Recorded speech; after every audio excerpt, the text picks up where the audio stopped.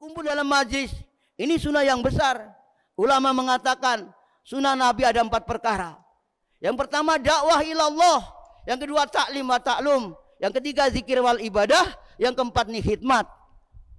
Apabila sunnah-sunnah ini kita kerjakan, maka dengan mudahnya kita akan menjalankan daripada perintah Allah Subhanahu wa taala.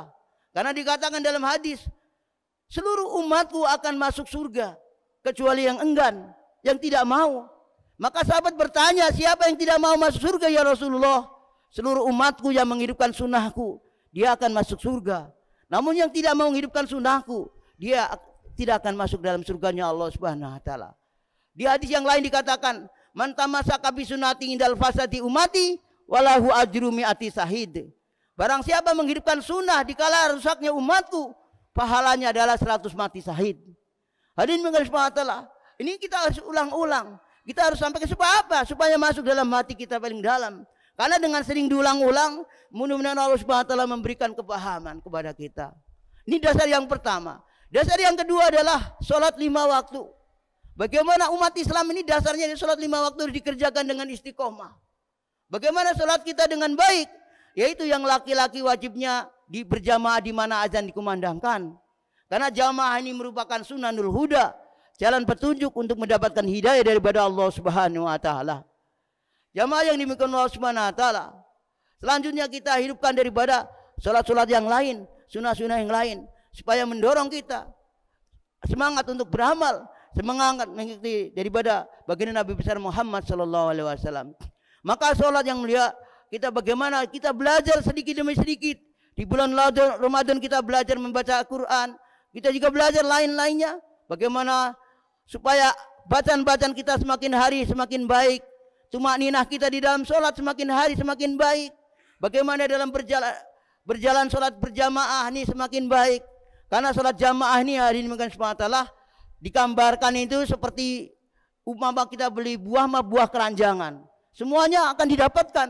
Yang kecil, yang besar. Kadang-kadang ada yang busuk akan masuk di situ semuanya.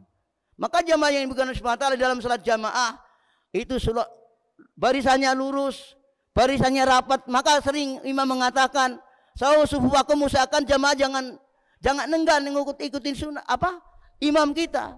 Jadi apa kata imam suruh lurus kita luruskan, suruh rapat kita rapatkan. Karena itu bagian daripada rukun salat berjamaah kita.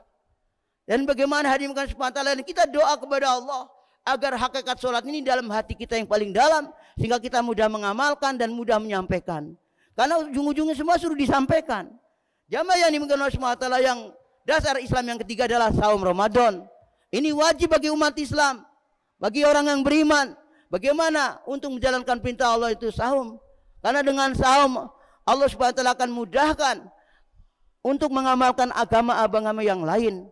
Sahabat radhiyallahu anhum telah sukses, telah jaya di dunia, sehingga orangnya masih di dunia, sendalnya saja sudah didengar di surganya Allah Subhanahu wa taala. Sebagaimana Bilal bin Rabah. Maka ditanya, "Amalan apa kamu Bilal sehingga aku tadi malam mimpi sendal kamu sudah didengar di surga?" Maka Bilal mengatakan, "Ya Rasulullah, saya tidak punya amalan kecuali setiap batal wudu saya wudu kembali dan saya sholat sunnah syukrul wudu sebanyak yang saya mampu." Sebab itu yang mulia sahabat sudah didengar sendalnya di surganya Allah Subhanahu wa taala.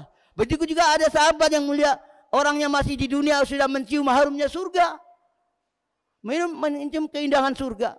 Ada juga sahabat begitu baca kunut.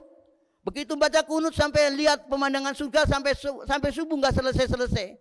Kalau ngelihat keindahan daripada surganya Allah Subhanahu wa taala. Itu karena apa? Karena mengamalkan apa yang dicontohkan oleh baginda Nabi besar Muhammad sallallahu alaihi wasallam.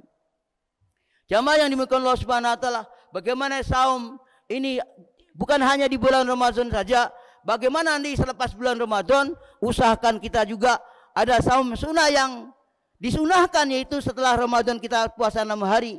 Mudah-mudahan Allah Subhanahu wa taala berikan kemampuan kepada kita selama bulan Syawal ini kita bisa melakukan saum sunnah Syawal selama 6 hari.